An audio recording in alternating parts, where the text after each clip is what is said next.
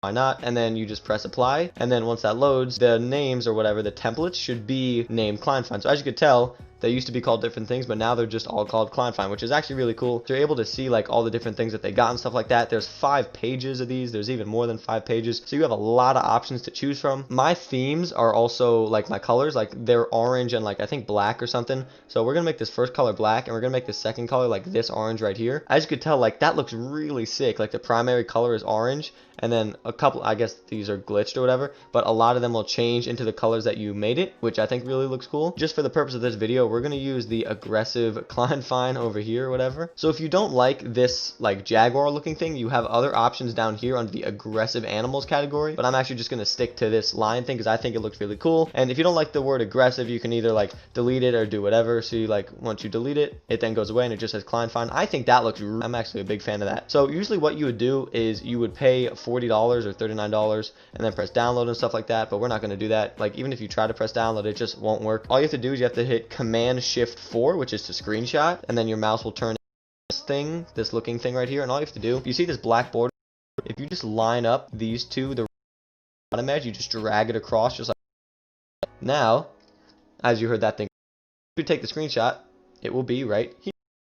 A perfectly good screenshot of the lion, and all we have to do now is just erase this watermark and we'll be perfectly fine. The Photoshop part comes in, so obviously to remove a watermark and stuff like that, that's what Photoshop is. So all I have to do, come up here and press File, New, and then we're going to change this to pixels, make sure it's on pixels, and we are going to do 1920 by 1080, just like that, and then press OK. We are canvas, then we're going to do File, Place, and then make sure to where you saved it. For us, we saved it at the desktop, so just press OK. And now, as you could tell, we have our a couple things are wrong with it. First, it's not transparent, and second, it has a watermark on it. First, we want to center this. Press V on your keyboard to bring it back to the transform controls or whatever. Use this if it's not clicked on. Come up here, press select all, and then layer, align layers to selection, vertical centers, layer and layers to selection, vertical centers, and boom. So now it's centered. If you want to move it a little bit, you can. You can just use the keys, your up, down, left, and right keys on your computer, and that'll move it up a little bit. So the next thing that you're going to pen out the line, and what you do is you press P or pen or whatever, and then all you just have to go around each little thing just like this, and then just basically get out of its whatever, if you know what I mean. By the way, if you route just to like be a little Z, and then you'll press either up here for plus and you click, it'll go in, and then for minus, what you have to do is just zoom in a little bit. You can hold space, drag to move it just like that. So then we're and then we're just going to keep on this.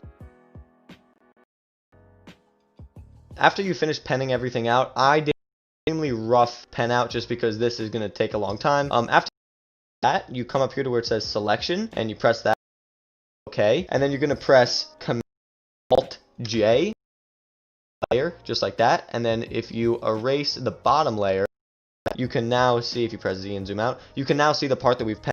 When you do this, it'll be more precise. These white things and stuff like that. So after you've finished getting rid of this, you can just delete that just because, and now we have this layer, which is essentially getting one step closer to what we want. Okay, so the next thing that we want to do is, if we zoom in, you can tell the watermark is all around the body. It just says place it, and we don't want that because that's not professional and it just doesn't look good. But we're not paying $40, so this. So you want to come down here to this little thing. It's right next to the trash can. Just press that, and that's just like the make a new layer button. And then after you do that, you want to press B on your keyboard, and B is for brush. And what the does is you can essentially just paint over things. For example, like since the top color is orange, if I drag across, as you could tell, there's an orange line. So you could probably figure out where we're going. So you can press Command Z to undo that, and you can also press the 2 keys to the right of the P button on your keyboard, and that will either make it bigger or smaller. Brackets, it's the one to the right and then of the P. So the good thing about the website that we were just logos and everything is that they use probably 3 to 6 solid colors. In this case, I'm seeing 4 or 5 solid colors. Just know the more colors you have, the harder this is going to be. So essentially what you want to do is you want to just go color by color, just painting over the watermark. So we're just going to make this a little bit. And what we're going to do is we're going to press Z, zoom in to where we first see the thing, and then we're going to press B again. We are then going to go to the top color, not the bottom color. The bottom color doesn't matter, but the top color, if you then just plop it in just like that, you can then see where each thing is. And then, so let's start with black. So Command B. So I'm just going to make it a little bit smaller by pressing the buttons to the right button on your keyboard. You can tell the letters are disappearing. Really cool. If you want to get in those small areas, just keep pressing the buttons out, and then boom, it's really cool. So you just basically repeat this. It's very tedious. Repeat this for the whole entire orange, white, black, this light gray, and then the lighter gray right here. And then after that, you should have a logo. The logo that I use, it's actually my profile. It says ClientFind and it has the tiger on it right here. I followed the same exact. If you see, it has two layers right here. So as you could tell, there is no marks anywhere, and that's because I went through each color. Mine was actually more simple. I got lucky.